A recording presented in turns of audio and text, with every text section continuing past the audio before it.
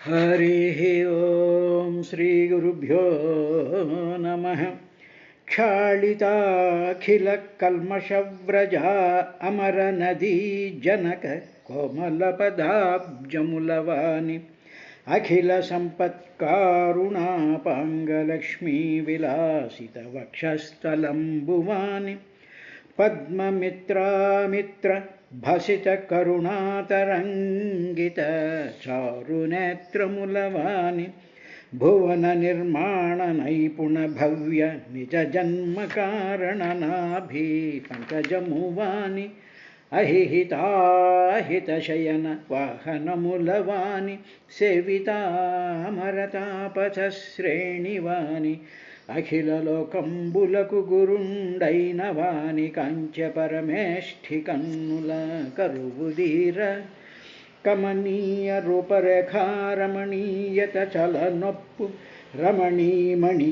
అక్కమలాలయతన మృదుకర కమలంబుల విభుని పాద కమలములొత్తన్ సతత జ్ఞాన రమాయశోబలం ఐశ్వర్యాదియుక్తం జగత్పతి యజ్ఞేషు అనంతు అచ్యుతు తళత్ దళత్పంకేరుహాక్షున్ శ్రియఃపతి ఆద్యంత వికారదూరు కరుణాపాధో నిధిన్ సాత్వతం పాతి వద్ధిష్ణు సహిష్ణు విష్ణుగుణ విభ్రాజిష్ణురోచేష్ణునిన్ దరహాసామృతపూరితాస్యు నిజభక్తత్రాణపారాయణం అరుణాంభోరుహపత్రలోచనుని పీతావాసు త్రైలోక్యసుందరు మంజీరకిరీటకుండలముఖోద్యద్భూషయోగీశ్వరేశ్వరు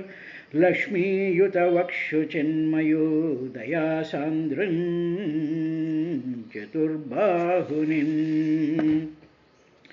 ఘనమేరు శృంగ సంగత నీల మేఘంబు నెరి గరుడ స్కంధ నివసితుండు కమనీయ నిజ దేహ కాంతి విపాటితాభిలాఖిలాశాంతరాళతముడు సుమహితాష్టయుధ సుమనో మునీశ్వర శవక పరిజన సేవితుండు మండిత కాంచన కుండల రుచిరోపలాలిత వదన కపోతలండు చారు నవరత్న దివ్య కోటీరధరుడు కౌస్తుభ ప్రవిలంబ మంగళగళుండు లలిత పీతాంబర ప్రభాలంకృతుండు హారకేయూరవలయు మంజీరయుతుడు.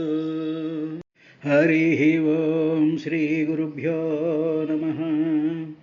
పసుపచ్చని వస్త్రాన్ని దాల్చి గరుత్మంతుడి ఆ మూపు మీద అధిష్ఠించినటువంటి ఆ శ్రీహరి, ఓ విదురా, మేరుపర్వత శిఖరం మీద నీటిని కురిపించేటువంటి నీల మేఘశ్యాముడిలాగా వెలిగిపోతూ ఉండేటువంటి ఆ శ్రీహరి యొక్క మెడలో కౌస్తుభమని దాల్చాడయ్యా.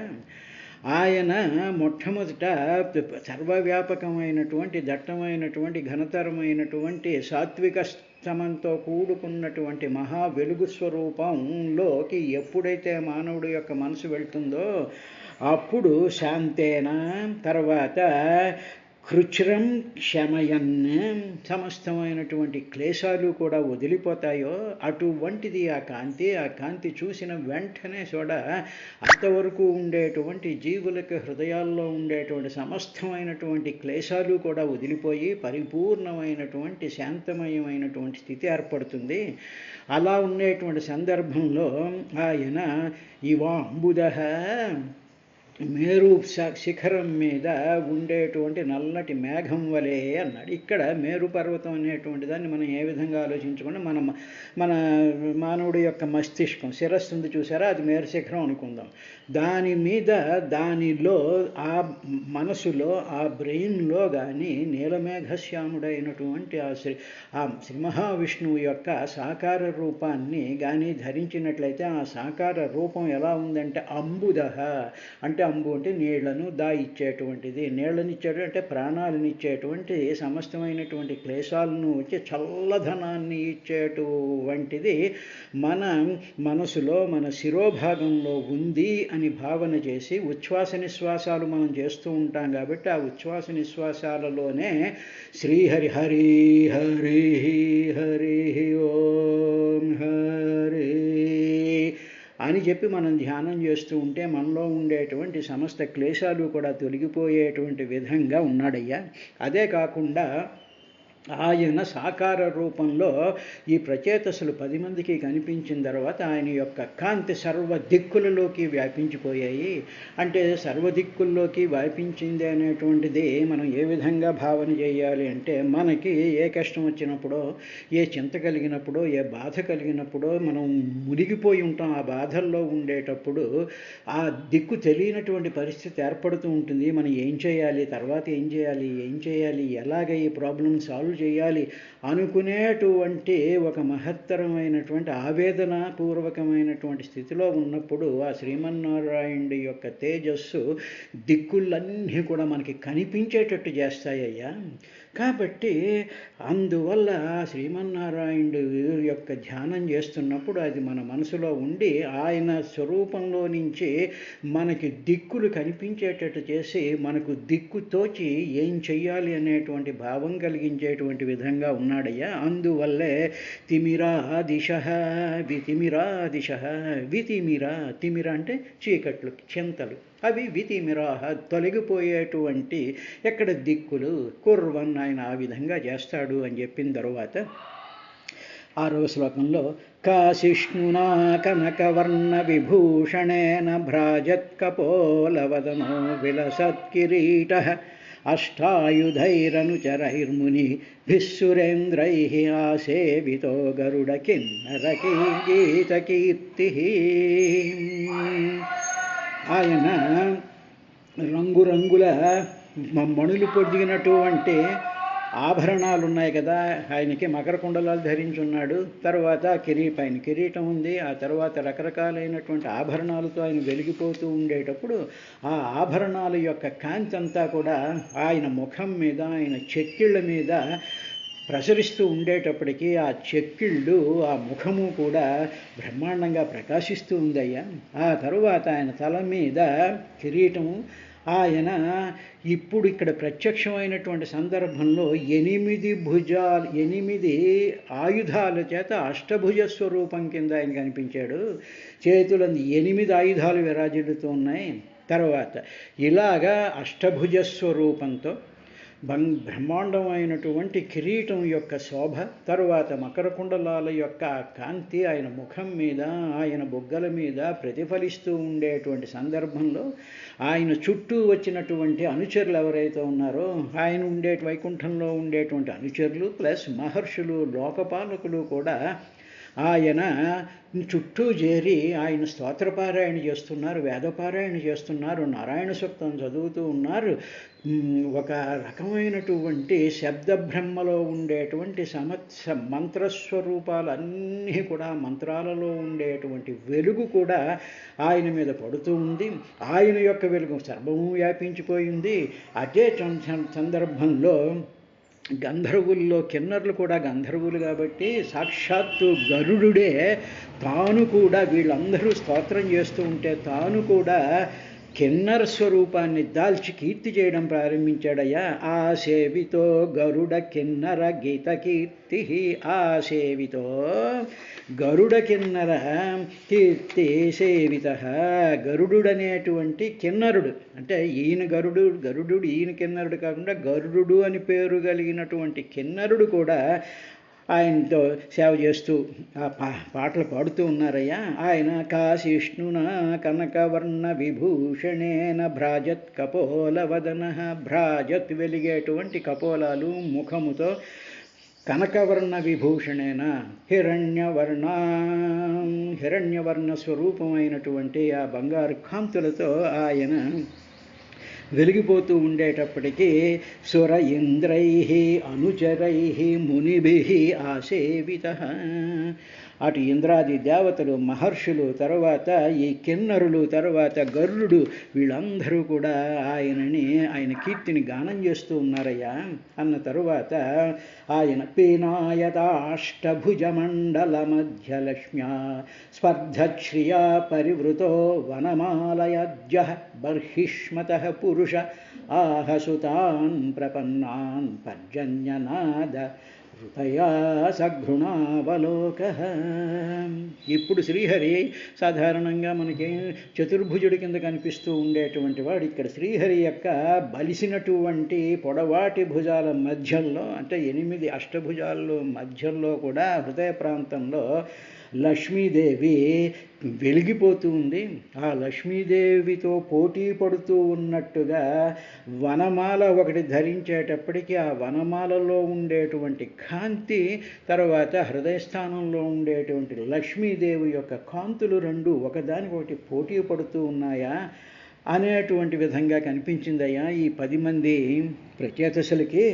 అప్పుడు ఈ ప్రచేతసుల యొక్క మనస్సులో వాళ్ళకి కలిగినటువంటి భావం ఏమిటంటే, వాళ్ళు అంతవరకు చూస్తూ ఉండేటువంటి ఈ విశాలమైనటువంటి జగత్తంతా కూడా మామూలుగా చూస్తుండే పర్వతాలు, కొండలు, నదులు, సముద్రాలు, మానవులు, జీవులు ఇవన్నీ చూస్తూ ఉన్నారుగా వాళ్ళు.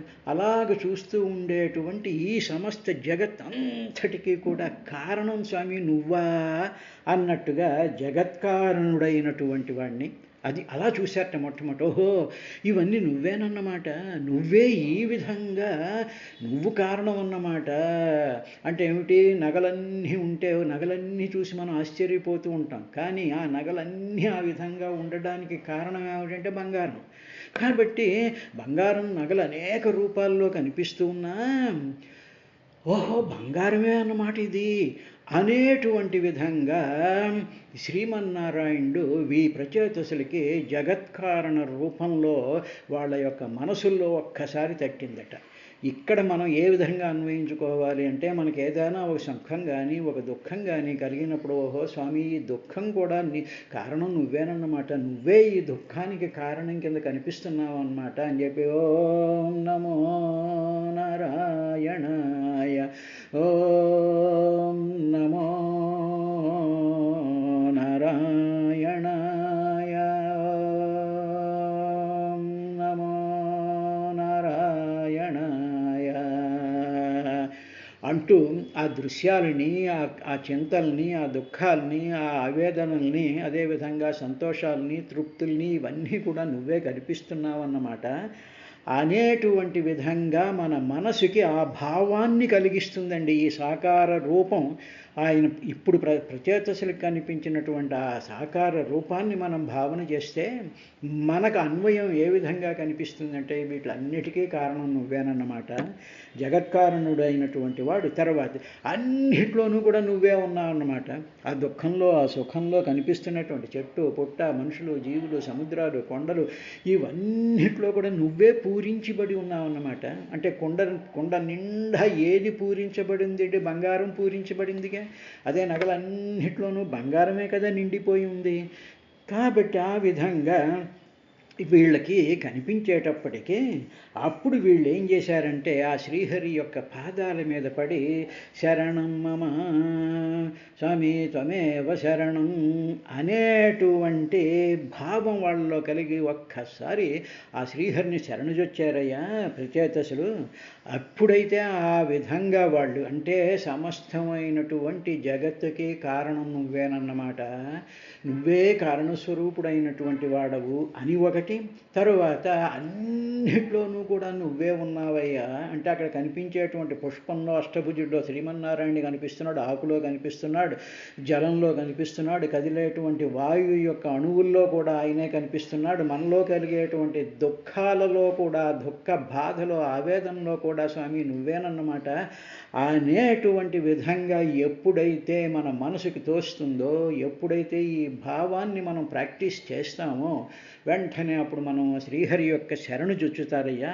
ఆ విధంగా బర్హిష్మత పురుష వాళ్ళని చూసి వీళ్ళు శరణు జొచ్చారయ్యా. అప్పుడు ఆయన ఏం చేశాడంటే పర్జన్యాదరుతయా అఘృణావలోక. పర్జన్యనాదరుతయా మేఘగర్జన వంటి కంఠంతో ఆహా నా శ్రీమన్నారాయణుడు ఆ 10 మంది ప్రచేతసులతో కూడా మేఘగర్జనలాగా ఆయన పలికాడయ్యా. ఆ పలికేటప్పుడు ఎలా చూశాడు వాళ్ళ వైపు అంటే అఘృణ అవలోక. అఘృణ చాలా దయతో ఇంత తపస్సు చేశారు, ఇంత నా కోసం పరితపించారు, కాబట్టి మీకు ఇన్ని క్లేశాలు వచ్చాయి అని చెప్పి వాళ్ళ మీద శరణుజొచ్చినటువంటి వాళ్ళని దయచూసేటువంటి వాడు ఒక్క శ్రీమన్నారాయణుడే. కాబట్టి సఘృణావలోక. సఘృణావలోక. ఘృణ అంటే దయ. సఘృణ దయతో కూడుకున్నటువంటి అవలోకయ పూర్తిగా లోపల కంఠ కూడా చూసేట ఆయన. అంటే వాళ్ళ కళ్ళల్లోకి, వాళ్ళ హృదయంలోకి, వాళ్ళ జీవాణువుల్లోకి, వాళ్ళ మనసులోకి ఆ చూపులు ఆ విధంగా వెళ్ళిపోతూ ఉంటాయి. ఎప్పుడైతే భగవంతుడి యొక్క ఆ చూపులు మనలోకి ప్రవహిస్తాయో అప్పుడు మనలో ఉండేటువంటి దుఃఖమేఘాలు, చింతమేఘాలు, ఆవేదనలు ఇవన్నీ కూడా చెల్లాచెదరి అయిపోయి ప్రశాంతమైనటువంటి మనసు వచ్చి మాకు దిక్కు తోస్తుంది మనకి అనేటువంటి విధంగా ఆయన వాళ్ళని చూసి ఆహా పలికాడయ్యా, ఈ విధంగా అన్నాడు అని చెప్తూ ఆయన ఏమన్నాడు అనేటువంటి విషయాన్ని విదురుడికి మైత్రేయ మహర్షి చెప్పాడయ్యా అని చెప్పి నైమిషారణ్యంలో సూత మహర్షి, శౌనికాది మహర్షులకి ఆ మహత్తరమైనటువంటి శ్రీహరి యొక్క రూపావతార దర్శనము, అష్టభుజాలతో ఉండేటువంటిది, అష్టభుజాలలో కూడా మెరిసిపోతేటువంటి ఆయుధాలతోనూ పరిపూర్ణమైనటువంటి దయాదృక్కులతోనూ సర్వా కూడా వ్యాపించిపోయినటువంటి కాంతితోనూ జగత్కారణమైనటువంటి వాడు పూర్ణుడైనటువంటి ఆ శ్రీ మహావిష్ణువుని సూత మహర్షి శౌనికాది మహర్షులకు చూపించినట్టుగా ఇక్కడ గంగానదీ తీరంలో సుఖబ్రహ్మ పరీక్షన్ మహారాజుకు చూపించాడు. ఇప్పుడు ఆ శ్రీ భగవానువాచ, ఆ భగవంతుడు ఏమన్నాడు అంటే వరం వృణీధ్వం భద్రం వో యూయం మే నృపనందన సౌహార్దేన పృథగ్ధర్మాస్తుష్టోహం సౌహృదేన వః. నృపనందన, ఓ రాజకుమారులారా, సౌహార్దేన తర్వాత మీరు ఒకళ్ళకొకళ్ళు సౌహార్దేన అంటే ఏమిటి, ఒకళ్ళు మీ 10 మంది ఒకళ్ళనొకళ్ళు ప్రేమించుకుంటూ ఉంటారు, అన్యోన్యం ఒకళ్ళ మీద ఒకళ్ళకి ప్రేమ ఉంది, అందరూ కలిసి ఈ 10 మంది కలిసి ఒకే ధర్మాన్ని ఆచరించారు. ఏమిటి మీరు ఆచరించినటువంటి ధర్మం అంటే ఏమిటి, ఆ రుద్రగీతను మీరు అనుష్ఠానం చేసి ఉపాసన చేసి పెద్దవాడు ఏం చేశాడో చివరివాడు అదే చేసినట్టుగా ఒకళ్ళతో ఒకళ్ళు కలయపట్టుకుని ఒకే త్రాటి మీద ప్రేమమయమైనటువంటి హృదయంతో మీరు సౌహార్ద్రేణ అపధగ్ధర్మాః అపృథగ్ధర్మాః అంటే నేను ఇలా చేస్తాను, నేను అలా చేస్తాను, ముందు నేను ఇది చదువుతాను, తర్వాత ఇది చదువుతాను, ఈ విధంగా చేస్తాను, నేను ఇలా కూర్చుంటాను, అలా కూర్చుంటాను అని భిన్నమైనటువంటి ధర్మాలతో, భిన్నమైనటువంటి ఆసనాలతో భిన్నంగా చేయలేదు మీరు. ఏకగ్రీవంగా ఒకే ఆసనంతో, ఒకే విధంగా, ఒకే స్వరంతో, ఒకే భావంతో, ఒకే భక్తితో అపృథగ్ధర్మాః అంటే ఏ విధమైనటువంటి తేడాలు లేకుండా భిన్నం కాకుండా ఉండేటువంటి ధర్మంతో మీరు ఒకళ్ళ మీద ఒకళ్ళ ప్రేమతో మీరు ఉన్నారయ్యా. కాబట్టి నేను సంతోషించాను, నేను అహం తుష్టః మీ యొక్క ఆ ధర్మాన్ని చూసి నేను సంతోషించాను అని చెప్పి పరమాత్మ అష్టభుజాలతోనూ అష్టాయుధాలతోనూ లక్ష్మీదేవితోనూ వనమాలతోనూ బ్రహ్మాండమైనటువంటి కిరీట ప్రభలతోనూ వెలిగిపోతూ ఆయన చెప్తూ ఉండేటువంటి విషయంలో మనం గ్రహించవలసింది ఏమిటంటే భగవంతుడు అహం తుష్టః నేను ఎప్పుడు సంతోషిస్తాను అంటే ఏదైనా సరే ఒక కార్యక్రమం చెయ్యాలి అనుకున్నప్పుడు అన్నదమ్ములు కానీ, ఇంట్లో భార్యాభర్తలు కానీ, లేకపోతే మిగతా వాళ్ళు కానీ, సమాజంలో ఉండేటువంటి వాళ్ళు కానీ ఏ విధమైనటువంటి భిన్నాభిప్రాయాలు లేకుండా సర్వులకి కూడా ఉపయోగకరమైనటువంటి ఒకానొక ఏకాభిప్రాయానికి వచ్చి ఎక్కడ వాళ్ళ అహంకారాలు, వాళ్ళ డామినేషన్లు, వాళ్ళ మాటే చల్లాలి, వాళ్ళాజ్ఞలే చల్లాలి అనేటువంటి భావం లేకుండా ఒక మహత్తరమైనటువంటి లక్ష్యం ఒకటే అయినప్పుడు భిన్నాభిప్రాయాలు ఎందుకు వస్తాయి? కాబట్టి లక్ష్యం ఒకటి, ఆ లక్ష్యం మీద మనకి గురి ఉండాలి తప్ప ఆ లక్ష్యానికి భిన్నంగా ఉన్నప్పుడు భిన్నాభిప్రాయాలు ఆపృథక్ ధర్మా వస్తాయి. కాబట్టి మీరు మాత్రం అలా లేరు అనేటువంటి ఒక మెసేజ్ని భాగవతం మనకిస్తుంది.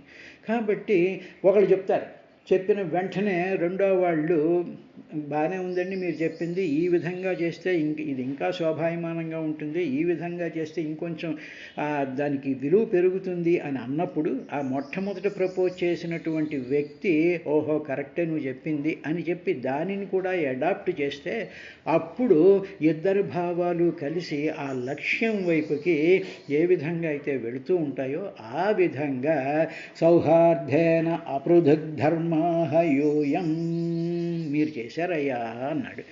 ఇది మనం పరమాత్మ అన్నటువంటి మాటలో నుంచి మనం ఏ విధంగా ప్రవర్తించాలి అనేటువంటి విషయాన్ని చెప్పాడు. తర్వాత ఆయన ఇంకా ఏమన్నాడంటే సౌహార్దేన అపృథక్ ధర్మా అహం తుష్ట, నేను దానికి నేను సంతోషించాను అని చెప్పి వహ మీకు భద్రమగుగాక, వహ మీకు భద్రం అవుగాక అని చెప్తూ ఆయన ఏమన్నారంటే ఇటువంటి ఈ విధంగా కలిసి ఉండి సౌహార్ద భావంతో ఏ విధమైనటువంటి పొరపచ్చాలు లేకుండా ఒకే మహత్తరమైనటువంటి లక్ష్యం కోసం అందరూ ఏకాగ్రంగా పరస్పర స్నేహభావంతో చేసినప్పుడు నేను సంతోషించి వరం వృణీధ్వం, వరాన్ని కోరుకోండయ్యా అని చెప్పి ఆయన వరాన్ని కోరుకోమన్నాడయ్యా విదురా, వరం కోరుకోండయ్యా అన్నాడు. వృణీధ్వం అన్నాడు.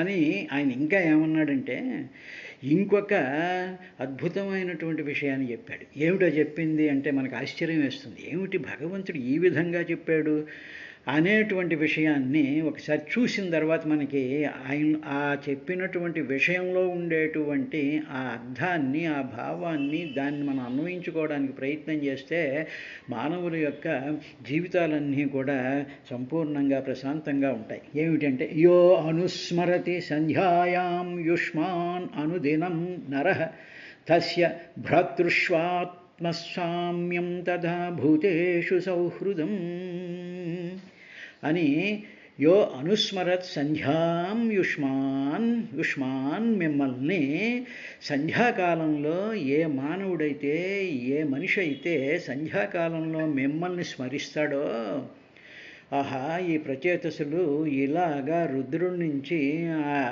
రుద్రగీతను పొంది 10,000 సంవత్సరాల పాటు ఈ సంసారం అనేటువంటి సముద్రంలో వాళ్ళు కూరుకుపోయి ఏ విధమైనటువంటి డిస్టర్బెన్స్ లేకుండా శ్రీహరిని ధ్యానం చేశారు అనేటువంటి ఆ యాస్పెక్ట్ని ఏ మానవుడైతే సంధ్యా సమయంలో మిమ్మల్ని స్మరిస్తూ ఉంటాడో వాళ్ళకి ఏం జరుగుతుందో తెలుసా? ఇప్పుడు అలాగ మిమ్మల్ని స్మరించేటువంటి మానవుడికి అప్పచెల్లెళ్ళు కానీ అన్నదమ్ములు కానీ లేకపోతే కజిన్స్ కానీ వీళ్ళు ఎవరైనా ఉన్నారనుకో, ఉన్నప్పుడు అటువంటి మిమ్మల్ని స్మరించేటువంటి ఆ మానవులకి తమ సోదరుల యందు తమతో సమానమైనటువంటి ప్రీతి కలుగుతుంది అన్నాడు. అంటే చూడండి, పాండవులను చూసినట్లయితే పాండవులకి ఒకళ్ళ మీద ఒకళ్ళకి పరమాద్భుతమైనటువంటి ప్రీతి ఉంది. అదేవిధంగా రామాయణంలో శ్రీరామచంద్రుడికి తన సోదరుల మీద విపరీతమైనటువంటి ప్రేమ ఉంది, సోదర ప్రేమ ఉంది, వీళ్ళకి ఉంది.